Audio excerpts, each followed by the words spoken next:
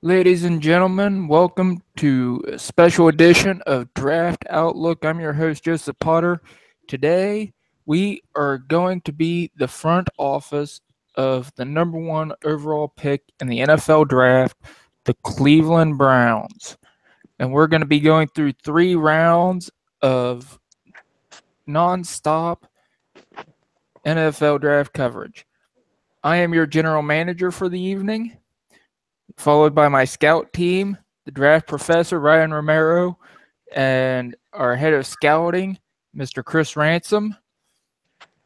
So, without further ado, if any of you haven't played this, we can go Yes, ahead. we have multiple draft games on both FanSpeak on the clock and draftutopia.com/NFL Draft Game 2018. With our game, you just click on the prospect you want to take, and you can have multi-players, and you can have friends over. With this game, you just pick the players on the board for FanSpeak. So we're simulcasting both games at the same time to give our audience a better idea of the Browns' outlook tonight.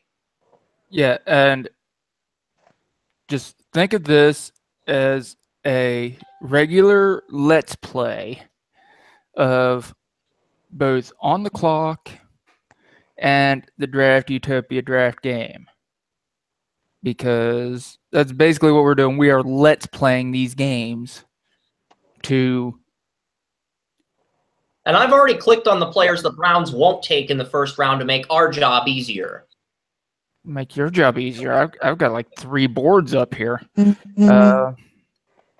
And we're updating the team needs board on tomorrow's podcast at 2 p.m. Eastern, which is going to be noon Pacific. So if Ryan shows up late, maybe I can push that back if you want me to, Ryan. I can push that back to a later time in the afternoon. Yeah, that'd be great. What time works with you, Ryan, tomorrow? Well, I told my boss, too. I was just like, I have to do the podcast. So does that mean it would be another 4 or 5 p.m. show? No. Like, I get off at 1. So we move it back to 3. If you want to. Because 2 p.m. Eastern is noon Central, and you get off at 1 Mountain Time. So that's 3 Eastern, since I'm 2 hours ahead. So we move back to 3. Guys. Yeah. This is... You haven't clicked the Let's Draft button, okay? This is an NFL draft show, okay? We can talk about the specifics later. We have 5 minutes between draft picks. So. You haven't launched the game yet. That's because you've been talking. Here we go. All right. Now we're on the clock, unless FanSpeak decides to give the 49ers the number 1 pick. But I don't think FanSpeak's that cruel to the Browns, so I'm pretty certain we're on the clock with the number 1 pick. We are on the clock. Now, this is what we were talking about before. We're basically down to Saquon Barkley and all right, Lamar Jackson. Hold on. Here's what we've got here with the play. I've clicked on all the players that are on our board for consideration at the number 2 pick. We've got Saquon Barkley at number 2. Derwin James, who's number 6 on the board. Baker Mayfield, number 7. James Washington, wide receiver, at number 11. Didn't click on him because he might be available at this Browns 2nd pick. Want to be prepared for that. Minkah Fitzpatrick out of Alabama. Also want to be prepared for that at 12. And then the other 2 players on our board, Lamar Jackson. I now have him as QB3 ahead of Mason Rudolph. And Ronnie Harrison out of Alabama. Charlie Campbell told me that Ronnie Harrison is terrible in coverage, so we'll listen to Charlie and we'll click on him and not draft him in the first round, just to make things simpler. All right, so these are our options. We go Lamar, do we go Baker, or do we go Barkley? I say we go Barkley and we get McCarron in free agency. That just seems like the simpler route to take. 2019 could be a good QB class too, and this is the most strategic thing you can do if you want to let Kaiser develop and give him some competition. But Lamar Jackson could be a game changer too, so there's an argument for both sides. But the biggest thing I really do. I think he would be the quarterback that might elevate them. I think that Saquon Barkley, I think if we have enough faith in Kaiser, which I do, Saquon Barkley is the better pick because I think he would be able to do the smash mouth, be able to get those extra yards, couple for the Browns for the first down. Plus, we can build our offense the same way the Cowboys built their offense when they got Dak Prescott and Ezekiel Elliott. And instead of having Kizer be the be-all, do-it-all quarterback because he's a borderline starter, unlike an elite quarterback with a high ceiling, we put him into that borderline starter role like Dak Prescott where he thrives. And that's why Saquon's a slam dunk pick here. Well, the big question is, are we going to hedge that Lamar Jackson will be there at 12 if we decide to take him at 12, depending on where everything falls? I did a Denver Broncos draft, and the Saints took Lamar Jackson at 20, so he should be there at 12. If he's not, Barkley's not going to be there at 12. Lamar might be there at 12. Okay. We'll options. So let's just take Barkley. Ryan even admitted that if we have faith in Kizer, Barkley at 1 is the best pick we can make. All right, so we're going to take Barkley at 1. Yep. Okay, Saquon Barkley will be the #1 overall pick in the 2018 draft. I've clicked him. That's finalized, and we'll go back to your screen here and find out who else has been picked. McGlinchey, Williams, Bryce Love, Arden Key, Darnold, Wilkins, Rosen, Derwin James, and Baker Mayfield are both gone. So Derwin James is off the board. Baker is off the board. And that leaves James Washington is the #1 player on my board, Minkah Fitzpatrick, and if we want a quarterback, the top quarterback available is Lamar Jackson. Yeah, Lamar Jackson's still there. We can make an argument for Washington and get us weapons, but this is a deep wide receiver draft. There's going to be weapons there's going to be weapons on the board in round 2. Yep, it's a deep draft, but it's not a draft. We're not guaranteed a quarterback of Lamar's caliber later in the draft, and I feel like there's a drop-off at the position after him. That's why I think Lamar is the slam dunk pick in this situation, and we can get the best receiver on the board in round 2. Thoughts to that logic, Ryan?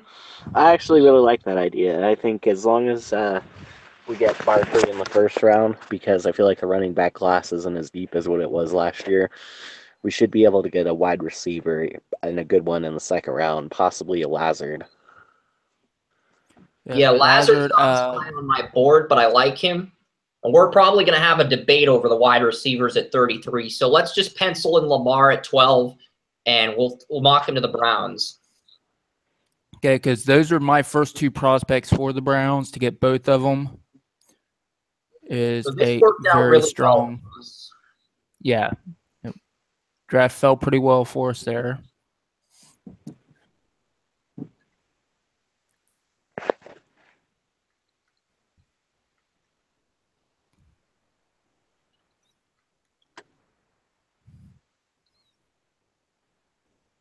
Okay, can we see the end of the first round, please? Just see what's on the board here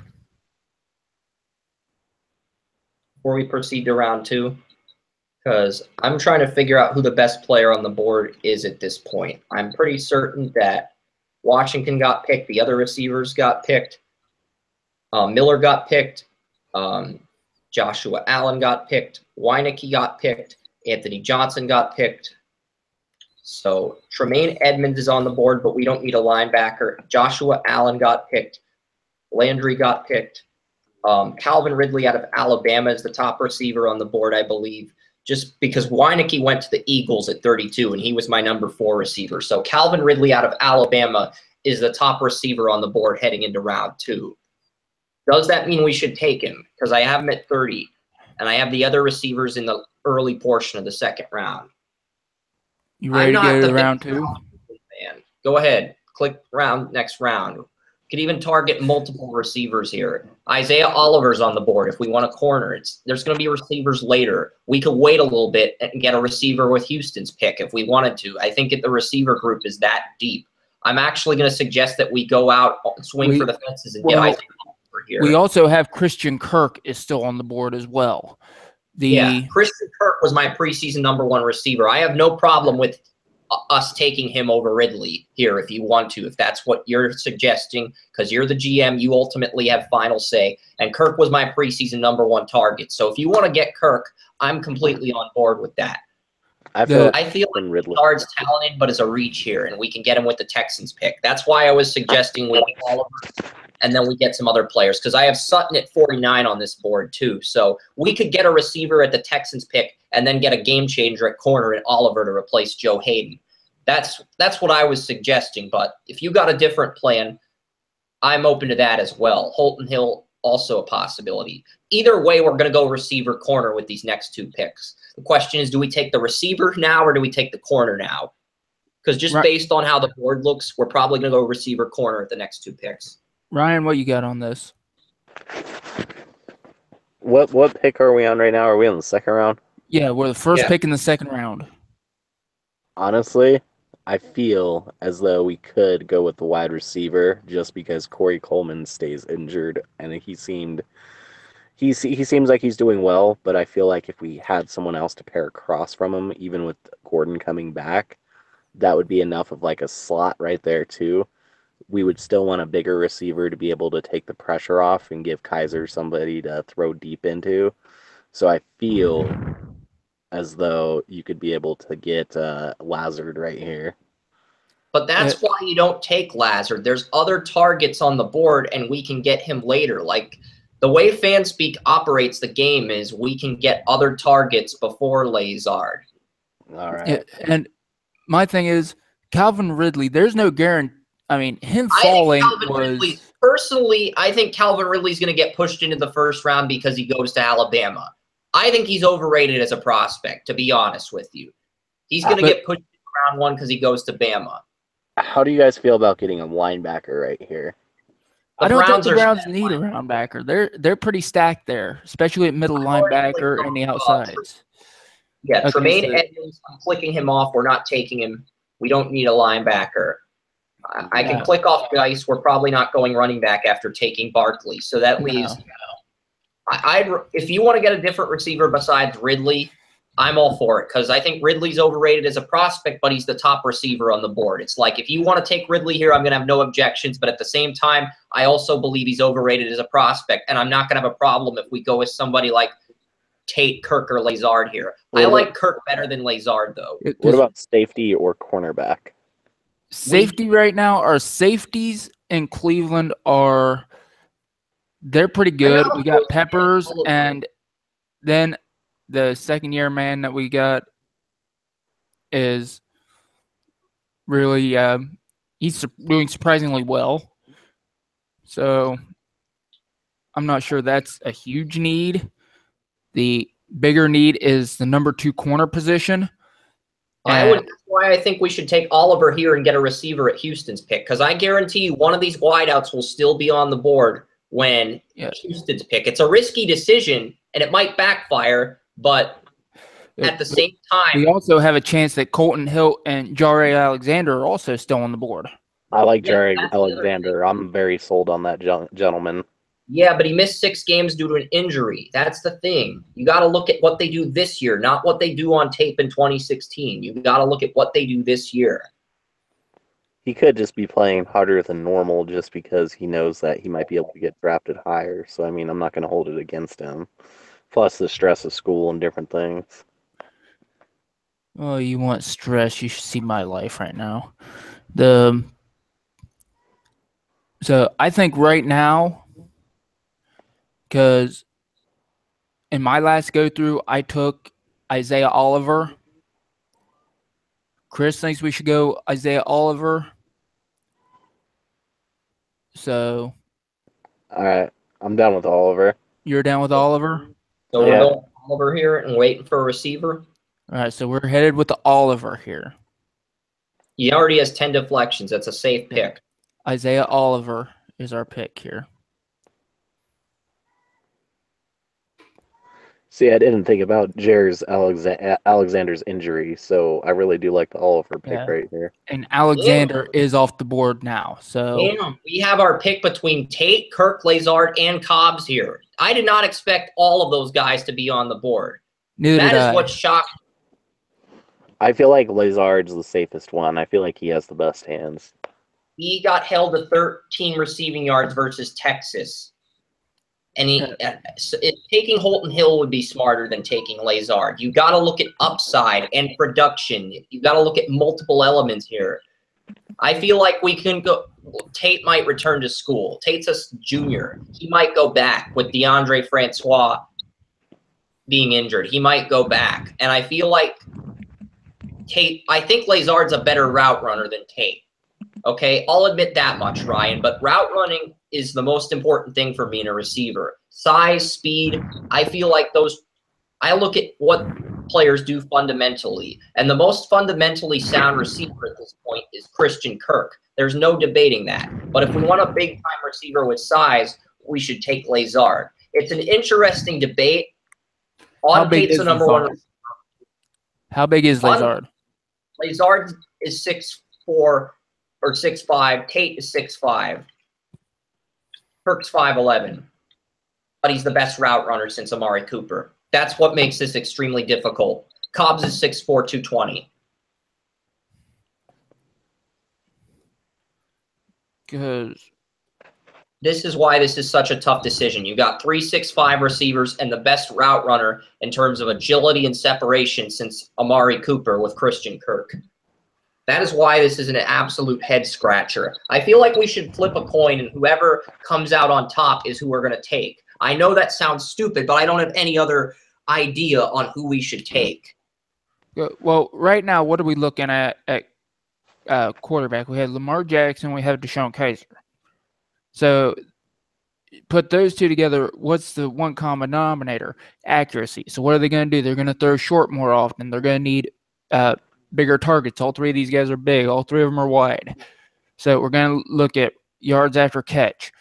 Who has more yards after the catch? Because they're going to want to throw a little bit shorter while taking chances. I'll look at the ESPN stats for all three wide receivers, and then we'll make a decision based on who has the most yards after catch. I'll look up that data. I know time's running out. We've got like a minute to make our pick. We have 2 minutes, 43 seconds. Okay, we've got time then. All right, Auden Tate averages 14.8 yards per catch, but he only has 26 receptions. Get it in this offense. 6'5", 225. What about Kirk and Lazard? All right, I'll get Kirk. And have we filtered out Simi Cobbs Jr.? Cobbs has some. Yeah. Cobbs had some off the field issues too, so yeah, we can filter him out. Yeah, we filtered him out.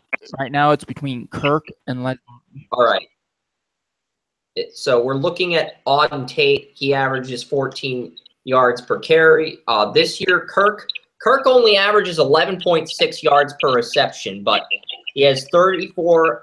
I think I'm going to go back and double check Auden Tate and compare his numbers to Christian Kirk to see what we're getting here.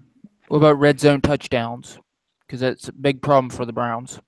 Auden Tate only has 26 receptions, 5 touchdowns, whereas Kirk has 33 receptions and 5 touchdowns. So Kirk is a better possession receiver, but Tate is better in the red zone because Tate beat Minkah Fitzpatrick on tape, which is something Kirk didn't do. Let's look up Allen Lazard real quick. I'm thinking we go with – because Allen Lazard has struggled against good corners on tape. So I've sort of narrowed it down to Tate and Kirk personally. Because you got the level of competition matters. Yeah, Ryan, where are you sitting on this? I'm still convinced that Lazard is the safest pick in the draft. As far as being a wide receiver, I like Christian Kirk, but to me, I'm not sold on the speed, on the size, and I feel like that's going to hurt him. Not sold on the speed. Okay, Christian Kirk has Allen Lazard has more receptions than Kirk, more receiving yards. Wait, no, I don't know if he has more receiving yards, but he has 5 touchdowns, just like Tate and Lazard. But he has 6 more receptions. And looking at his tape, he had 5 receptions for 63 yards against the Texas Longhorns in a terrible outing with Holton Hill blanketing him the entire game. Then you go to the Oklahoma game. He only had 3 receptions for 69 yards, but he had a game-winning touchdown in the red zone on Oklahoma. but he struggled against Jordan Thomas, who's a 4th-round corner. This guy struggles on tape against good corners, Ryan, and that's why we can't take him. We got to go with Tate or Kirk. It's quality competition. It's not about the safest pick or the best guy. It's about getting the player that's going to help us win. And I feel like time's up. Decision. Time's up. Decision. Guys, final. Give me your final thoughts. Lazard. Kirk. I hate you both. Tate's the #1 receiver on the board, but I think Kirk has a chance to be special. You want that size in the red zone, Joey. And he even proved himself that he could catch a game-winning touchdown. Well against good cornerbacks. That's the only argument I need, Ryan. I'm about ready to go Auden Tate, just in spite of you guys. Good. He's the #1 receiver on the board. Nobody can dispute the pick if you go Auden Tate. I went Auden Tate because Auden Tate is my #3 receiver, and he has the size. Since we couldn't get consensus, I'm going to go with my board. Okay, so Browning was reached for. Lazard's off the board. Simmie Cobbs Jr. is still on the board, guys. I mean, wow. We can get Simmie Cobbs Jr. and double up at receiver. This worked out wonderful for us. He does have off-the-field problems, but he is better than Courtland Sutton because Sutton claps the ball when he tries to catch it. That is a terrible quality. Simmie Cobbs Jr., Ryan even admitted that I should move him into the 1st round, so we're taking him there. Yeah, well, and here's something else. I want you to look 2 spots down from him. We could go with Burnett, but he might be a product of Darnold. I don't think anybody is a product of Darnold. Okay, I think he makes Darnold look better. Go with Cobbs. I mean, Burnett's only like 6 foot 180. He's undersized like Kirk. Okay, well that's something to look at. Yeah. Ryan, what's your thought on this? Cobbs.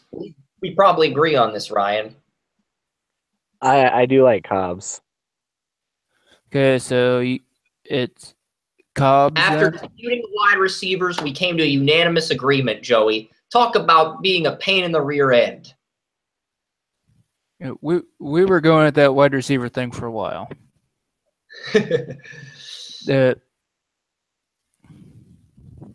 Okay, is Will Clapp still on the board here?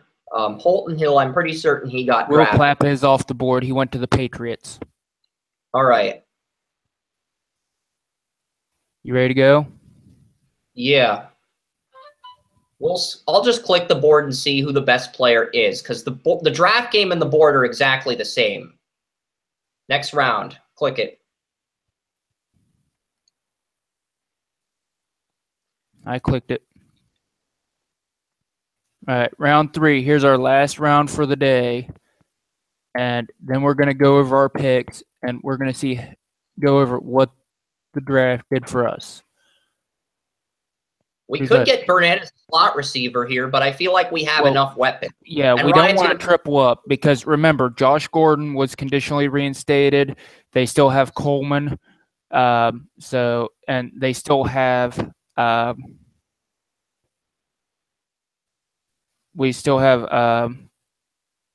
you don't need Roquan Smith. Yeah, so we have plenty of guys. I know Burnett and Sutton are the top 2 targets, but we still have Coleman. We still have, even though I tripled up at receiver on our fan speak board, we've got plenty of targets here. We got it's like for the first time the Browns and this would have plenty of after this would have plenty of targets to run with.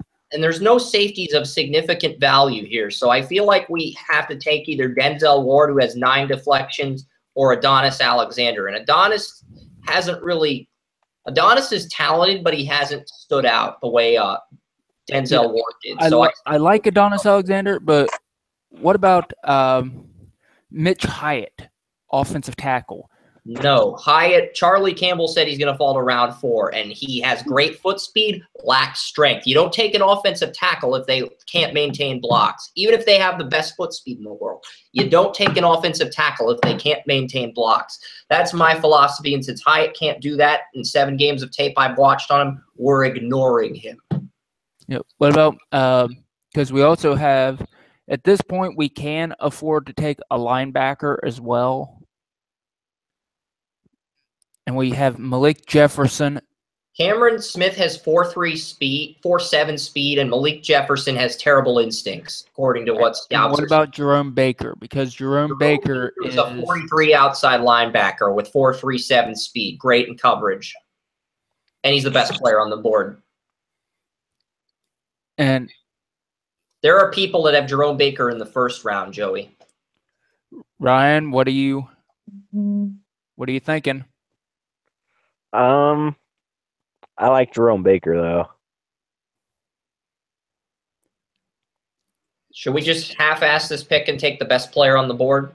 That seems. I feel like that would be the best thing to do. I don't even think it's half-assing it because the Browns do have trouble covering the linebackers. So, I know this guy has 4.37 speed and he's great in coverage. He's not a tackling machine on tape statistically, but he has 4.3 speed and he's great in coverage.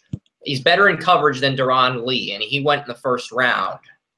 Yeah, so, and that's one of the major problems that Collins has is he's got problems covering linebackers or tight ends.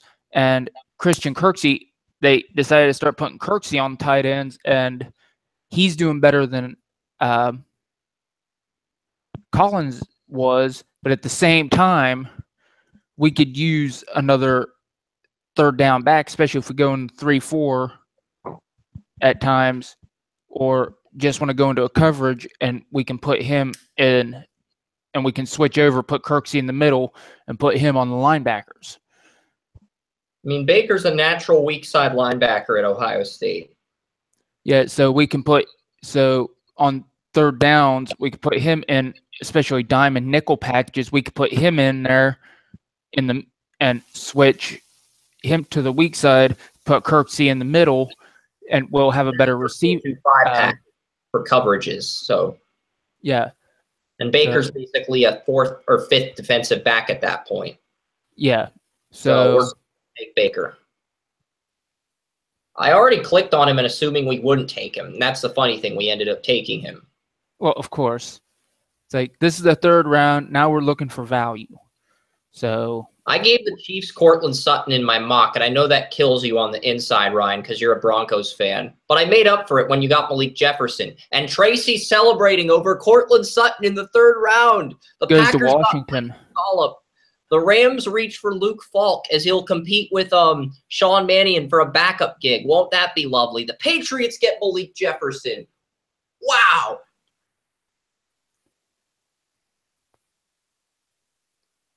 And tomorrow we'll be updating the team needs boards because I know these team needs are from the summer. So whenever we do the podcast tomorrow, we'll update the team needs. Like we'll go through a checklist of each team and their needs, the contracts. So and that's it. That is it for the. And yeah, because your team needs had the Browns needing a guard. So, yeah, you are – and a center. So, you are in desperate need of an update here, Chris. I didn't even put the guard as an updated need in the offseason. I only put that because I was worried Bitonio would get injured. And J.C. Treader is I didn't like him as much as the Ohio State center, Lindsley, that the Packers drafted. I like Lindsley better than Treader. I feel like this is important. What you Supposedly, I'm pretty sure this is, accurate. The Texans fear Deshaun Watson suffered a torn ACL in practice. Oh, that is very significant. Suffered a non-contact injury in practice today. Report. Add it to the NFL transactions page on Draft Utopia after the show. Yeah, MRI confirming injury. That's something, Ryan, keep that in because at the end of the show, we'll go over that because also has reported what Ryan just said. So Ian Rappaport said Ian Rappaport has just confirmed this too. And this is on the eve of Andrew Luck going on the IR. So franchise quarterbacks right now are dropping. Going on the IR. Yeah. It's like Charles Manson writing a wish list of all the quarterbacks he wants on injured reserve. That's what's happening here. Oh, wow. I can't believe that. Is clearly pulling for the Jaguars or the Titans. Wait, say that again? Charles Manson is clearly pulling for the Jaguars or the Titans. Watson and Luck getting injured on the same day? Well, Luck was already injured. They just put him on the IR today. Wow. Yeah, they put Watson him on the IR today. Out, which means Tom Savage time. It's like, why couldn't this have happened earlier in the year when the Browns played them? No, Tom Savage time. Or maybe it's a tribute to the Astros winning the World Series. Like, they have to sacrifice somebody to the Masons. Yeah. And Watson is the sacrifice. Yeah, the sacrificial lamb. Yep. So the Astros win the World Series, but they have to give up a sacrificial lamb, and Watson's the sacrificial lamb in this case. Yeah, so we're going to get back to these injuries at the end of the show, folks. Right now, we're going to go over our picks. First pick, obviously, Saquon Barkley. Ryan, what do you think Saquon Barkley would bring to the Browns at this point? I think he would be able to help spread the football a little bit more as far as he would take the pressure off the quarterback. I think he's the type of hard-hitting running back you would want in a system where he would be able to almost be like that image of Jim Brown again. And Chris, with Lamar Jackson as the 13th overall pick, what would that mean for a competition between him and DeShone Kizer? Would he win that competition? Yes, he would win that competition. Better velocity, better trajectory, better speed. I think he can fix his issues with his accuracy and decision-making. And I see a potential Pro Bowler in Jackson. I see a borderline starter in Kizer. I see someone that's more humble, more disciplined in Jackson, someone who's more mature than Kizer. That solves our problems at the quarterback position. And as for Isaiah Oliver, I think he's just the best cover corner in the draft. I'm not really sold on his zone coverage at the moment, but as far as covering receivers, I love what he does there. James Washington had 100 yards on Colorado in the bowl game last year, so you can understand why I have Washington ahead of him and Holton Hill ahead of Washington and Minkah as the number one corner because Minkah was in the Heisman discussion. However, at that point, Oliver was too good to pass on. 6'1", 195, already has 10 deflections this year, and by the time the combine rolls around, this is the cornerback who Jeremiah is going to be kissing up to. Yeah. And Ryan, what do you think about the Lamar Jackson pick? I mean, I like it because I really like Lamar Jackson, but I still feel like we need to work with DeShone Kizer a little bit more because it's only his rookie season. However, we should choose to start Lamar Jackson. I think he's going to be able to bring a leadership aspect more or less so. He never had a great offensive line, so I feel like he's going to be more of like an elusive mobile type player, but I also think that his accuracy is going to be a little bit better. Like I said, he kind of reminds me of Michael Vick more or less so with that throwing style, and we all remember how awesome he was in Madden 2004, and that's the kind of expectations I almost have for like Lamar Jackson in the NFL, so I do like the pick. I think he would be able to be an awesome combination with Saquon Barkley because he would sit there and be that smash mouth running back and give you that option. Yeah, and I'm looking at this. The Browns have a bye week this week. So Kizer is going to be the starter probably throughout. They've tried everybody else. It didn't turn out well. So in this case, I'm looking at weeks 10 through 17, 7 games. Kizer has to show significant improvement. He had his best game of the season last week, made smart decisions, didn't turn his ball over, took what the defense gave him. So that's a step up. And does he need to improve some things here and there? Of course he does. He needs to be able to take chances, but he needs to be able to take the right chances. So I was talking to Chris the other day. You could see the moment that he got it. When he was throwing all the short passes, then he tried to throw open David Njoku, who didn't need thrown open. And it ended up overthrowing Njoku. Njoku had the corner beat. So, and you could see the look on his eyes like, okay, kids. No, don't be doing that shit. Man, I wish I still had my Harley Davidson phone. Because I used to have a Harley Davidson phone, and it would go just like that whenever it rung. Like, I had a Harley Davidson phone in my room, but it broke. Well, that's nice, but could people please turn down the Harley?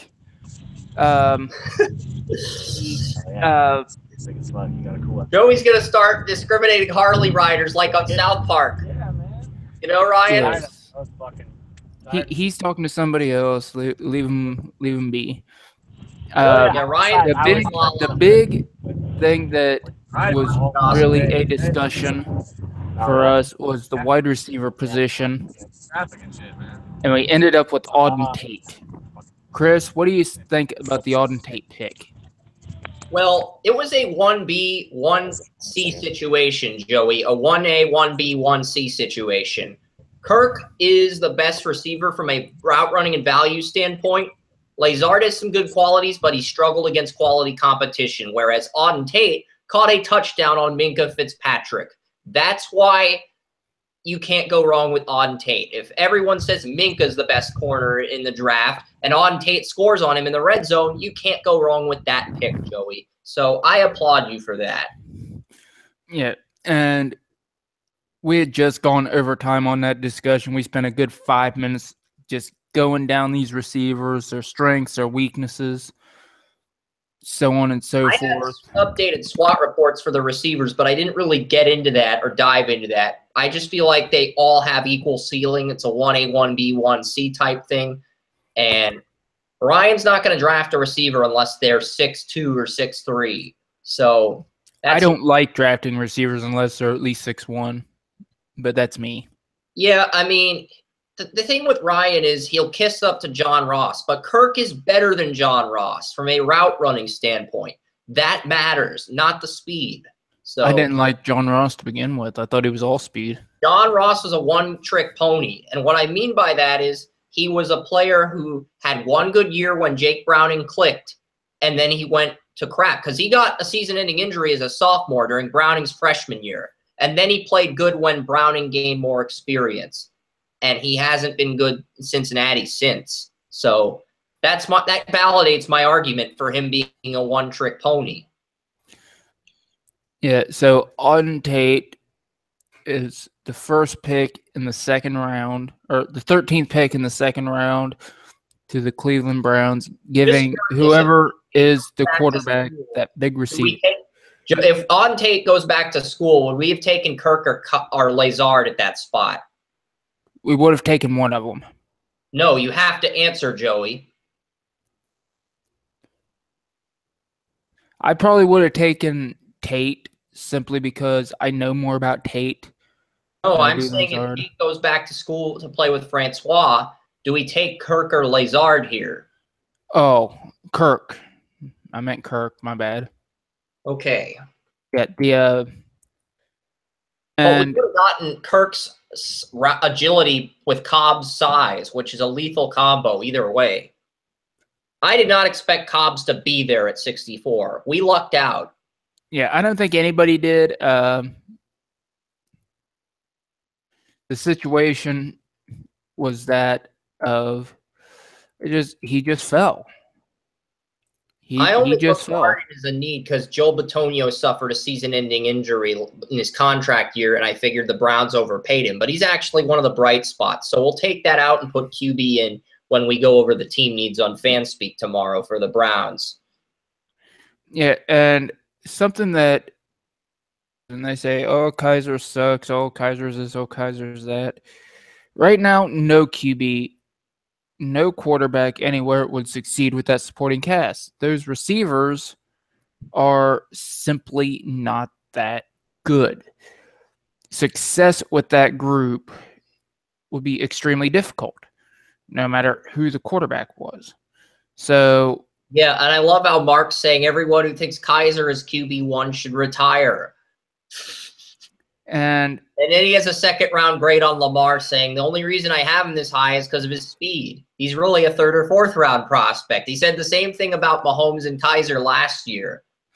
Well, the thing with Kizer is these quarterbacks are showing everything we said about them in the preseason. They're showing that they have accuracy issues, and they have the problems with their mechanics. They have all these problems. And none of them were given a chance to really sit back and learn. So you draft a quarterback with problems, then you expect him to come in and act and play like he has none. I mean, there wasn't a Peyton Manning in this class who could come in, make mistakes, and learn from every mistake he made. You had guys who really needed to sit back. And I think you saw the result of Kizer for those two halves that he sat out getting, because when he came back, yeah, those guys still weren't getting open. He still wasn't able to do as much with it, but then too, he wasn't making the mistakes and he was giving the team a chance to win. So you say he sat back and watched, and oh, look at that, he learned something. Might not have learned as much as he needed to overall, but he learned something. And I think that's something that these quarterbacks this year are not being given. So as far as the Browns go with the two receivers, and the running back, they needed all three positions because they simply didn't have them. And in the Browns game this last week, you saw some poise from Kizer. You saw some plays that a pro quarterback would be expected to make. The broken pass play where it turned out that Crowell he threw a block, saw that there was nobody in there, just happened to turn around, and Kizer just stepped up and instead of running, shoveled it to Crowell. Well, that was a 30, 40-yard gain. Darnold fell to 6, and then Rosen fell to 8. Baker fell to the Cardinals at 10. Mason went to Ryan's Broncos, and we got Lamar. I'm just curious what players went in the top 5 if Darnold fell to 6. Can we scroll up for a second and see that before we get to round 3? Well, round 3's the reason I'm spending so much time talking about this is because round 3 is one player. Mike McGlinchey went to the Niners at 2, and that's a good pick, but I feel like, you know what, with Garoppolo, I can understand that. Connor Williams Connor Williams is probably going to go back to school, but the Giants basically reached for Williams because McGlinchey was gone. And then the Colts took Bryce Love out of Stanford at number 4. How can you screw up that badly when you have Marlon Mack and Frank Gore? How? I'm baffled by that pick. That pick is Jim Irsay, my grade. Frank Gore is like 35 years old. Marlon Mack's there have been rumors that Gore was going to either leave via free agency if he gets released, or, of course, the trade didn't happen before the deadline. So you could say for the Colts, it's like, we need somebody like Frank Gore. They need someone like Arden Key Moore, but they have Marlon Mack, who's the future of that backfield, and he's shown promise at times this year. So why would you take a top 15 talent like Bryce Love, who's only 5'10", at number 4? That's almost as bad as taking Christian McCaffrey at number 8. Well, maybe they say they need more to see more out of Marlon Mack. So Marlon Mack may be the guy they take. He may not be. If that happens in real life, Walter will give them a Millen grade, and I'll give them a Jim Irsay DUI grade in response, because Jim Irsay did get arrested for a DUI. And I'm actually asking myself if Chris Ballard got drunk and got a DUI with Jim Irsay, if he takes Bryce Love here. Like, I'm literally asking myself that. Yes, he did. You were there to witness it at Dos Gatos. I think I ran into Barry Windham last night. So, I mean, I've seen Alex Mack, Barry Windham, who is shopping in produce. And, you know, I've seen, I helped Drew Barrymore find freaking candy. Okay. So, I mean, people like the Florida area. They come through and around. It's, you know, helping a celebrity every 5 months isn't, you know, anything new. It's like I might see if the Jacksonville Jaguars play the Colts, I might see Jim Irsay drunk in produce or something trying to get healthy. I don't know. You know, so it's possible. You know, it's like I'm sure a lot of people see me drunk, you know, in a produce department, but usually they see me in the ice cream department at that point. Yeah, I only posted IR news, but I am prepared to post another transaction on the Texans putting Watson on IR. But I'm not going to really react to that because I don't need to. But what do you think about the Tampa Bay Buccaneers and this taking Arden Key? Well, Arden Key's a 34 player, so I don't understand why they take him. He's 265. He played 43 defensive end in his freshman year. So it might work, but it might not. Yeah, that's true. Wilkins to the Raiders feels like a reach, but he was a top 10 player on my board, and I guess they didn't like Evans, so that's understandable. Rosen would thrive if he went to the Chargers and learned behind Rivers for a few years. That's probably the best situation for him to go to. Yeah, and that's a situation we talked about here a few weeks ago. Yeah, and then you got Baker in the Cardinals. He'd start right away. Mason Rudolph on Ryan's team, the Broncos. Lions going with James Washington as Matt Millen hacks into the Lions server like the NSA to give Detroit another wide receiver. That's right. Matt Millen is hacking into the NSA. He's giving the Lions a wide receiver. Yeah. Then you have Bradley Chubb to Dallas, which I have in my mock. Daron Payne, the Packers. The Jaguars getting Orlando Brown is intriguing because they have Cam Robinson.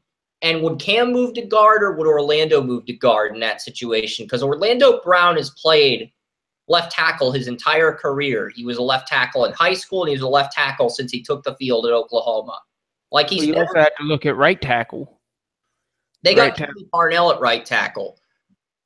So we'd have to see about how that works. Seattle took Jack Campos, who I have a late second-round grade on at 26, over Archie Lewis and Brian O'Neill. That's funny. I'm sorry, but that's funny. Hey, it's your big board. I have Campos graded lower than those guys. So it's just funny. Yeah, and then we have a guy who I'm kind of mixed on. He's played a lot better. The longer he gets away from that injury, the better he's playing, and that's running back Nick Chubb. He's played better every week as the season has gone on. So good that's for Dallas here. And Tampa Bay with a strong draft with Key and Chubb. The Jets going the Tony Mario route, QB, then corner in round 2. The Cardinals went and got Calvin Ridley to pair with Baker Mayfield. They get a good grade for that. Yeah, that's a great grade right there. The Ravens got Alan Lazard because we passed on him. I'm sure that infuriates Ryan because he told us to take Lazard. And then Ryan's going to come storming in and he's like, that's what happens when you don't listen to me. The fucking Ravens get Lazard. Ryan's a huge Ravens fan. He knows it. He's a Broncos fan. Christian Kirk fell to the Falcons, and he will just thrive with Julio and Sanu. He can just play in the slot. Like, they don't even need to extend Taylor Gabriel because he can just fill that role and take that slot. Yeah, and a guy who may or may not work out, Martez Ivy goes to the New York Jets at number 26. With Seattle's draft pick, that is an excellent pick. And Adam Brenneman, my number 1 tight end, guess where he fell to? The Cowboys, where he gets to learn under Witten. Yeah, and Fumagalli, my number 2 tight end, fell to the Steelers. And I have third-round grades on both tight ends, but teams might reach for these tight ends if they dominate Mobile. That's something we're going to touch on Sunday's podcast when we go over the tight end rankings. And my tight end rankings from July are the same as now. So all I have to do is basically talk about what the tight ends did on tape this season. I don't even have to change the rankings. Maybe the projected rounds I adjust, but I don't have to change anything else ranking-wise. And that's a huge plus for me. Yeah, and now we get to the Browns first pick in the 3rd round. We had Jerome Baker. This is a pick that I think goes well because you had to give the Browns defense something early. I mean, you know, we gave them Oliver, but they needed help with the tight ends. I mean, they're giving up they're one of the top teams to giving up yards to tight ends in the NFL. That's one of the big reasons their defense allows so many points. So you get Jerome Baker, you put him in the nickel and dime situations. He's a 3rd-round pick, so yeah, he's still a highly valuable pick. But at the same time, you're looking at. We got a prospect request here, and Jerome Baker, 4.3740, can drop back into coverage. Tony Mario emailed me a prospect request. Keep an eye on safety Brian Williams from Georgia State. Can't find any tape on him. So Brian Williams out of Georgia State, probably a late-round guy, but can't find any tape on him. And the reason I'm not screen sharing this is because I don't want to give Tony's email away to the public on the Evolution Network. So you don't want our audience trolling him. So, yeah. But Bryant Williams out of Georgia State, he's someone I'll look up right now while you talk about Kirk. Yeah, and why are we talking about Kirk? Are we talking about Captain Kirk? I thought we were talking about Christian Kirk, but we're talking about Jerome Baker. So you can make your closing argument with him while I get some research on this Georgia State wide receiver. His name's Brian Williams. It's Bryan, not Brian Williams like the NBC News reporter. And Baker is as good as he is in coverage. He will definitely be able to help with the tight end situation from a nickel and dime situations, and he'll allow for a better rotation at linebacker because right now the 3 top linebackers are playing pretty much every snap. Okay, I found some info on Brian Williams. He's a 6'3", 212-pound safety. He's from Miami, Florida, and he's a 6th-year senior. The age might scare some teams away, considering he's a 6th-year senior, but since I can't get any tape on him, I'm going to find his stats, and then I'm going to get the tape and see what we can find out about Brian Williams out of Georgia State. Brian Williams here. Let's find some information. Brian Williams leads the team with 4 interceptions. Not bad. And he leads the team with 6 deflections. So he has 6 deflections and 4 interceptions, 39 total tackles in 7 games. So with those numbers, plus he's a 4th-year senior, he might be a 6th or 7th round pick. But the fact that he leads the team in both pass breakups and the team only has 26 deflections, he's responsible for 6 of those, and the team only has 5 interceptions on the year, and he has 4 of those. That tells me there's a future with Brian Williams, but he's probably going to go in the late rounds, like round 6 or 7 if I had to guess. Dude, get the email off the screen. I was just getting prospect. Your email is on the screen, dude. His email address is on the screen when you talk. I was getting a prospect request. He was curious, and nobody saw the email. Nobody saw the email, so nobody cares. I clicked off the screen right now. I got a big picture of your face when you talk. Yeah, and now I can censor my face. See Okay, how censor your face. Censor your face. see how easy this is? Censor your face When I because you're think scaring my about audience. prospect, I feel a need to address it and engage with our audience about a draft prospect. And So that's good. Just don't engage with his email address. I was gonna exit out of that after I got the info. I really was, Joey. As soon as I got the info, I was gonna exit out. I was going to exit it out as soon as everybody got to look at his email it address. got to the tipping point where you were so annoyed by it that that you told me to exit out. I saw it as like crap because I just exited out of the Fanspeak page on there, and then you said something, and first thing I saw was his email address, and I'm like, this isn't going to be good. Nobody's going to email Tony. It's not like I'm leaking this stuff like Hillary Clinton. No, you're doing it like Donald Trump. I mean, Clinton was at least trying to be sneaky about it. Yeah, Trump's just like, oh, information.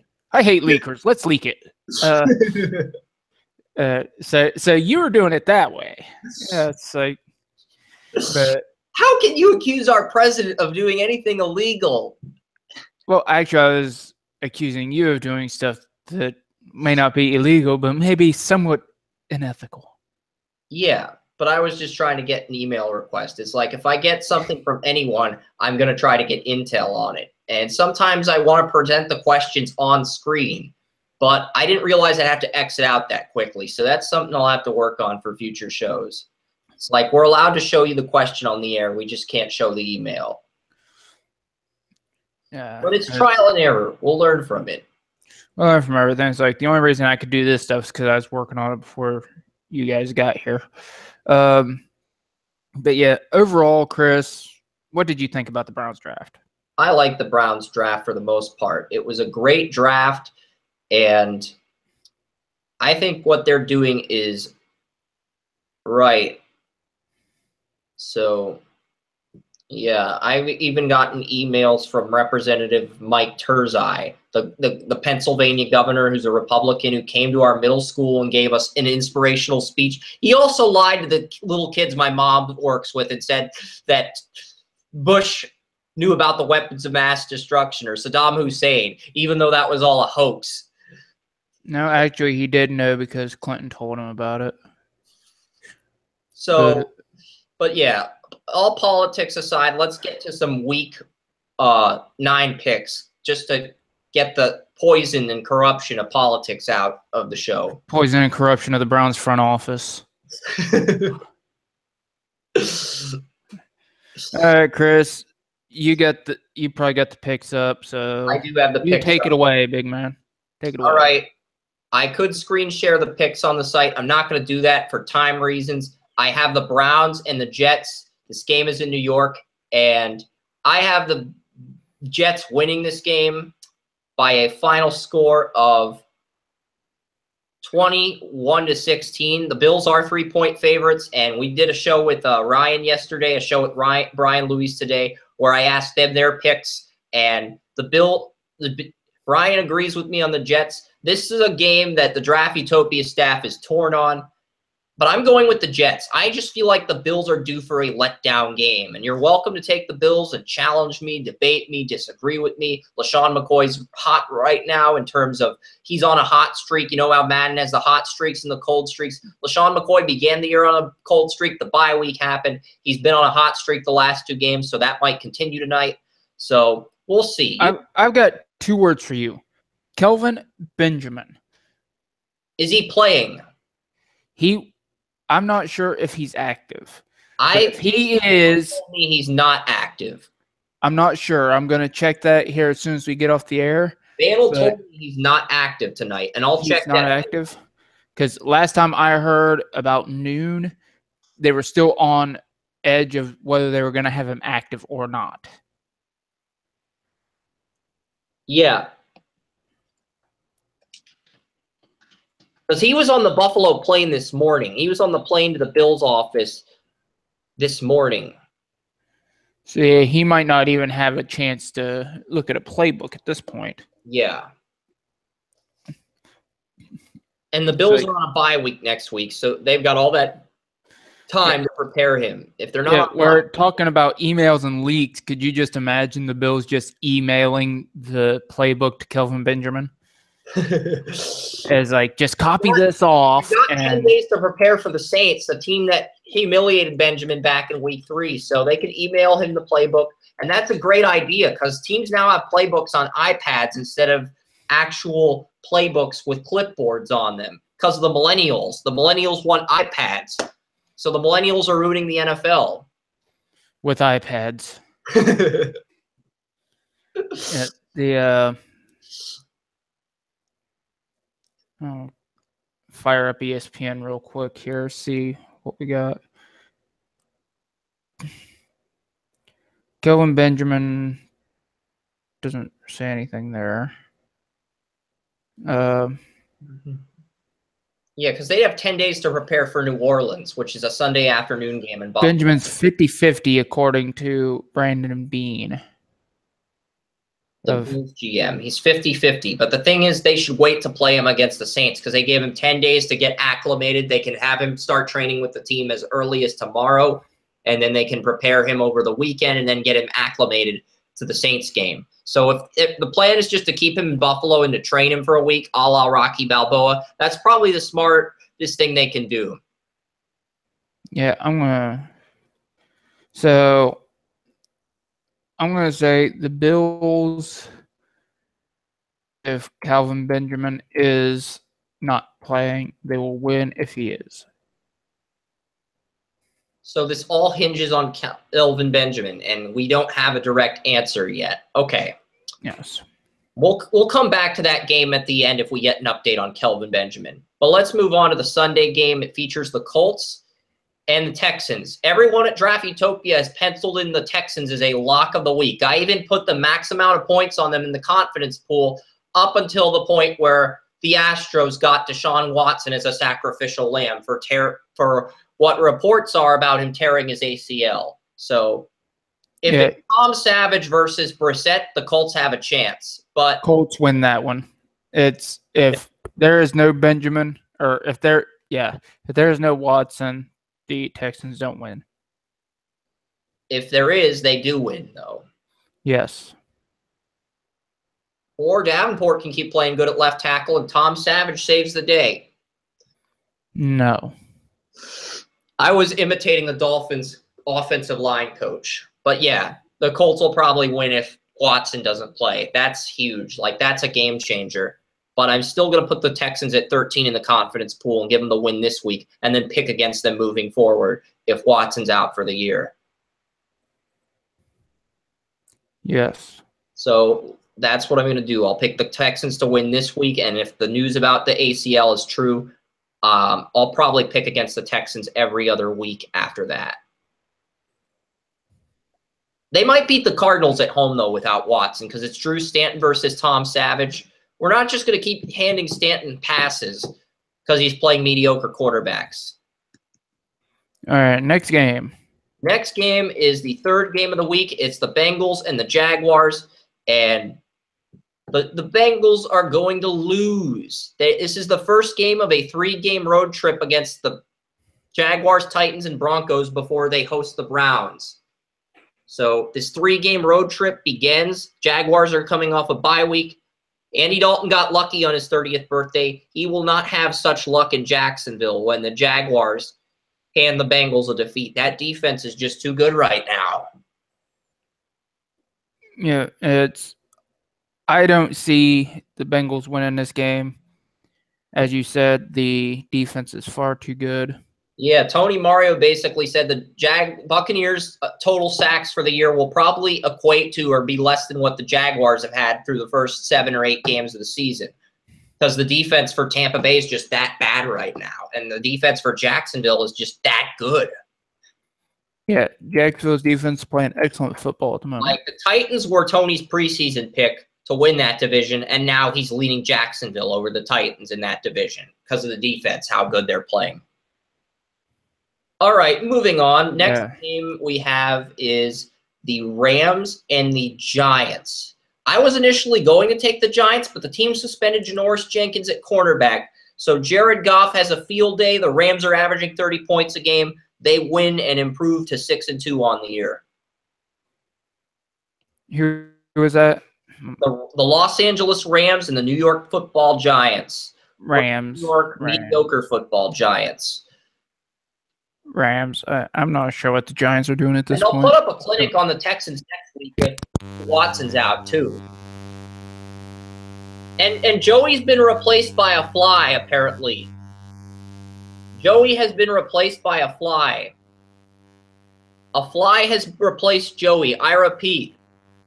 Joey has been replaced by a human insect. Are you there? All right. I'll move on to the next game, which is Carolina-Atlanta. Or I can promote my articles on Facebook if a fly is going to interrupt Joey. Because if Joey is not masculine enough to fight off a fly, I'm just not sure who I'm doing business with. This is not technical problems.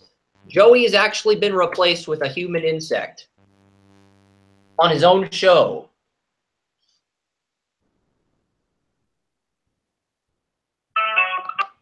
Yeah, I was just promoting the podcast. I'm not going to play my show on your show. That's rude, but yeah. Joey's been replaced by a human fly, unless he has another chat room ready to go set up for us.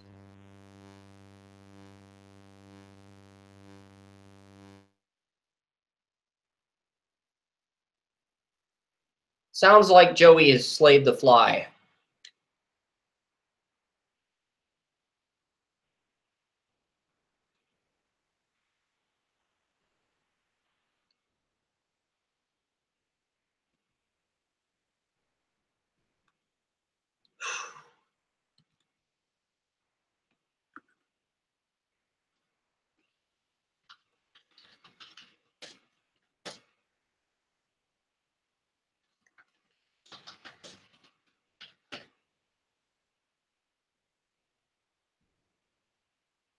Are you still there, or did the fly actually replace you?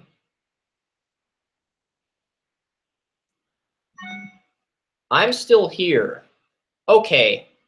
So next game is Carolina-Atlanta, and I have Carolina winning this game 28-27. Cam Newton's going to light it up, and I'm going to have to close out the Evolution Network. I'm being inserted in as a relief pitcher to save the day. Yeah, we got. Hey, can you hear me now? Yes, I can hear you much better now. Okay, I had to literally played the fly in the background. It was like for 5 minutes, a fly came into the Evolution Network and replaced you and started buzzing around. Yeah, because I was talking, and then when you said something about not hearing me, I had to mute myself and then unmute myself to get us back up and running. And there was a buzzing noise in the background. It literally felt like a fly took over your show and replaced you. Okay, that's where the fly reference came from. Because I was trying to figure out why the heck I was muted and I wasn't. And I was trying to figure out why the hell a fly replaced you. Yeah. So okay, run to the next game. I'm back. All right. We went through Carolina, Atlanta. I picked the Panthers. You got anything to say on this game? Carolina. Who's Carolina playing? Atlanta. It's in Carolina. I'm going with the Panthers by a point. They're a 2-point favorite according to Vegas, but I'm going to say the Falcons cover the spread and the Panthers win by a point.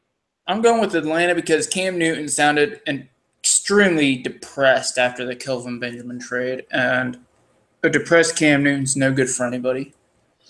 Did he sound more defeated than Skeletor in the He-Man episode? Yeah, he just flat said, you cannot replace Kelvin Benjamin. And Matt Ryan can save the day like He-Man and foil Cam Newton's plans. All right, moving on. Denver and Philadelphia. This is one of 5 Draft Utopia locks of the week. Philadelphia is going to win. Even Ryan is openly admitting in depression that the Eagles are going to win this game. So, yep. Brock Osweiler is starting. That's never good. And EDP is probably going to make a video on YouTube about how mediocre Brock Osweiler is. He's the Eagles fan that cusses and says all the words on the YouTube channel, EDP 445. We shouldn't give him as much attention as we are, but yeah, he's an Eagles fan, and he's going to make a video if Osweiler has a field day. But I'm going to say that Eagles win and barely cover the spread in a defensive game, 21-13. I say the Eagles win. I think Osweiler plays a little bit better than advertised, but at the same time, Eagles win. Yep.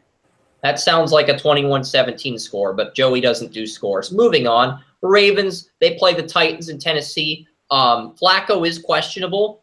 I'm going to go with the Titans here. They were on a bye week. They've had 2 weeks to prepare for this home game versus Baltimore. They have 2 cupcake home games against Baltimore and Cincinnati before they go to Pittsburgh, not Paris, as our president likes to say. But yeah, the Titans win this game 28-17.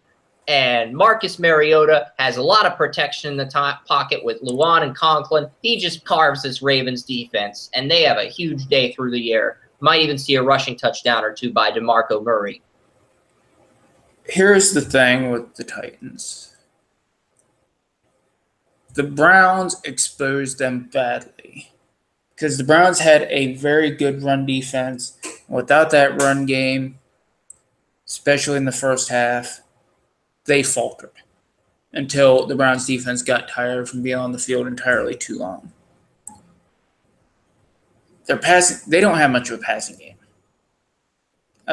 Corey Davis is coming back from his injury. He hasn't played since week 2. He's coming back in week 9. I'm going to say the Titans lose this game. Give Davis a week to reacclimate. Then we'll because without him, the Titans are a very mediocre passing team. So let's give him 1 week to acclimate, then we can work through. Yeah, only one person at Draft Utopia picked the Ravens to win this week. That was the overall points leader, Jesse Lucas. And Jesse's been lucky with these Bears wins this year. So if he's taking the Ravens, they might win. Moving on, we get to the afternoon games. We get to a Cardinals team that doesn't have Palmer and David Johnson versus a 49ers team that thinks it's a good idea to start C.J. Beathard over Jimmy Garoppolo. So, yeah, this is awful game. This is so awful that our president doesn't even want to tweet about how bad this game is. So that's just how awful this matchup is. I'm going to say the Niners get the upset 14-12 in a no-care game. The 49ers said they may not play Garoppolo this season. That indicates he won't play this week. 49ers lose. Yep. I'm going with the 49ers in bold tradition, even though Staley, Brown, and Garrett Gilliam, 3 of their offensive tackles, are injured. Next up, we have Washington and Seattle. Seattle got Gilliam. Washington has injuries with Trent Williams at left tackle and Jordan Reed at tight end. So instead of Washington winning 28-23, now we get Seattle winning 27-17 with Dwan Brown making progress. And Seattle, they have such an easy strength of schedule now with Carson Palmer and David Johnson being out for both meetings, with Goff at home and then with the Niners on the road. Their schedule is just such a cakewalk that they might get home field if they beat the Eagles. Like that Sunday night game in Seattle between them and the Eagles, that's going to decide who gets the 1 seed in the NFC, and the other team's probably going to end up with the 2 seed. Like that's going to be the biggest game of the year in a few weeks.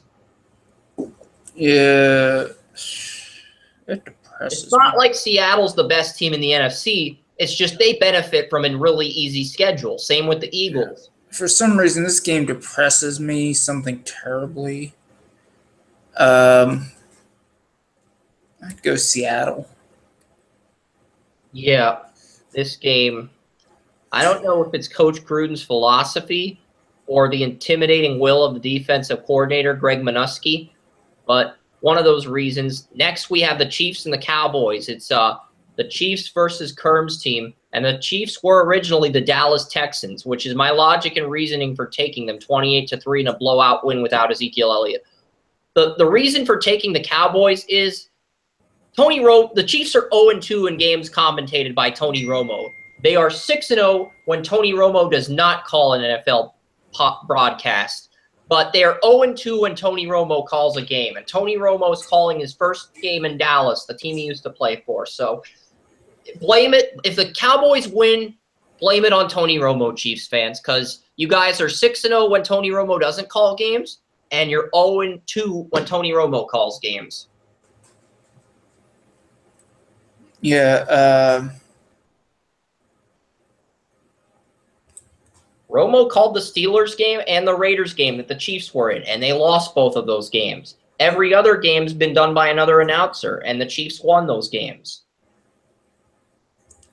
I'll go with the Chiefs because right now, I just think the Chiefs are a better team right now. Yep. And with the Ezekiel Elliott suspension, he doesn't get to eat turkey with the Cowboys on the TV if they win on Thanksgiving. He doesn't get turkey. That's not cruel. That's the unfortunate situation. He can have Thanksgiving with Goodell. Goodell can invite Ezekiel Elliott over for Thanksgiving. That'll be terrific. Moving on, though, to Oakland and Miami, because that would be less of a disaster than Ezekiel Elliott having Thanksgiving with Goodell. The Raiders, they're getting Lynch back from his suspension. So they win this game 20-10. Miami traded Ajayi to Philadelphia. The Dolphins may not be as motivated as Oakland. And if Miami wins, it's simply due to the fact that Gase is a fantastic coach and Del Rio is a terrible coach. That's the only legitimate argument you can make for the Dolphins if they won this game.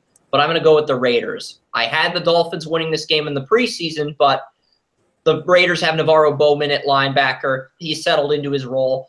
Lawrence Timmons has been inconsistent throughout the year, and the Dolphins have had linebacker injuries. So I'm going to say Marshawn Lynch has a huge game, gets 100 rushing yards. Like, he's one of the top 5 leading rushers. So if you have Marshawn Lynch in fantasy, start him this week. I'm going to say this is his breakout game. Yeah, I'm going to go with the Raiders. I think the Raiders are due, and I think they're tired of losing. They're just too talented for that. Yeah, even though they're 3-5, Tony Mario has them at 16 in his new power rankings on Draft Utopia, and they're currently the projected number 6 seed if the season ended today. Like, that's the team he believes will get the 6th seed in the AFC, with Buffalo controlling their own destiny right now. So, final game here, we have Detroit and Green Bay. I am taking Stafford. I know you are probably taking Stafford too, and I think the Lions win this game. Both NFC North teams are 4-4, and the Lions would own the tiebreaker here. I think the NFC North is going to be the parity division all throughout the year. And if Aaron Rodgers is back by week 16 or 17, the Packers can still win this division at the last second. It's like they could screw around, and then they can make Lisa happy at the last second. That's what's going to happen. I think it's going to be a defensive game. 14-13 Lions. Yeah, I'm going Lions. It's like the Lions are extremely talented offensively, but can't seem to finish anything. So once they start finishing things, they've got to be able to finish something sometime. That's true.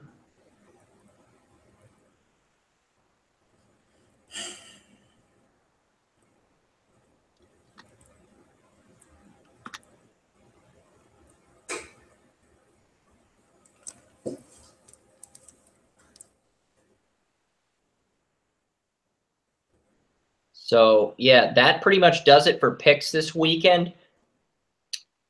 And that's Joseph Potter. I'm Chris Ransom. We're probably going to sign off for the Evolution Network unless you want to. I think we already talked about the college football playoff, but if you want to mention the top 6 thoughts really quickly, we can.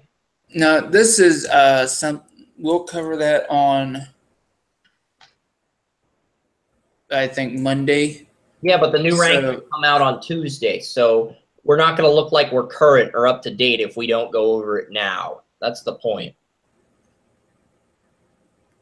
Because the committee will just make a new poll, and we won't know the official poll until Tuesday night. It's ESPN's way of saying, screw you, keep up with their trends, or we don't give a crap about you. It's not my fault. It's ESPN's fault because they're choosing to do this as a company. So we either have to adapt or get bent. That's basically what message they're sending us. Well, I told you the other day that the that Clemson was the most vulnerable. I still feel that Clemson is the most vulnerable team. So I don't have the rankings in front of me. I know Clemson's 3, I think. I forget. Clemson's 4, Notre Dame's 3, Bama is 2, and the committee put Georgia at number 1 just to piss off Curb. Yeah, so this is the first ranking, and I think Clemson is the most vulnerable. So other than that, I mean, just give it a couple weeks, because right now this could change, because Oklahoma, I think, has the best chance of getting in there, and Clemson has the best chance of getting out of there. So if Clemson loses, they're done, and Oklahoma's in, because I don't see Oklahoma losing for the rest of the year. Yeah, I would agree with that logic. I don't see them losing for the rest of the year either. I've got like 6 different articles I need to get up before the 8 p.m. game. I'm trying to like multitask and promote 2 at once and see what traction I pick up. Because when you have that much stuff to promote before a Thursday night NFL game, it can be a pain in the butt. Okay, well, on that note then, we thank you guys for listening to our Let's Play of the On the Clock. And we'll try to do if the 49ers are 0-9, we'll do a Let's Play of them next week. And if they win, we won't. Because we'll leave it definitely to the football gods to decide the Niners' fate. Yeah, we'll definitely do more Let's Plays of On the Clock, at least until we get a cease and desist letter, which I doubt, because everybody does Let's Plays on YouTube. And then, so thank you for putting up with us. I have been your general manager for this evening. I'm the director of thank you, Football Scout. We got to thank Draft Professor, too, for helping us out with some of these decisions. Yeah, and thank you to Ryan for coming in and being a scout for us and being the logic behind us, because Chris and myself can be quite illogical at times. And for Chris for coming on and being our head draft scout for this momentous occasion. And yeah, I'm going to have more draft games up for other sports, but the main draft game I'm showing on Joey's network is the NFL. Maybe if the NBA draft game is up in June and TJ wants to do another draft special with us, maybe we'll try to get that organized. But Joey is mainly an NFL first guy. NBA if we have our stuff together like we did last year, because we did have the number 1 most accurate NBA and the number 1 and number 2 most accurate mocks. Brian Bayless of Draft Utopia and myself, we both had the top 2 mocks in the entire country. So that was impressive.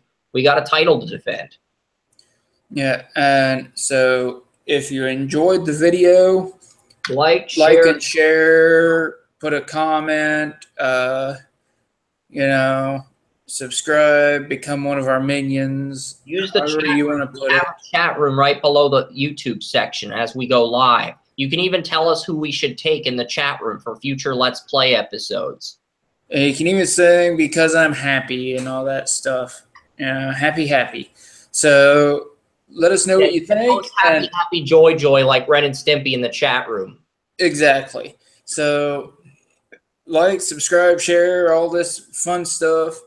And we hope you enjoyed the broadcast. For everybody here at the Evolution Network, I'm your host, Joseph Potter.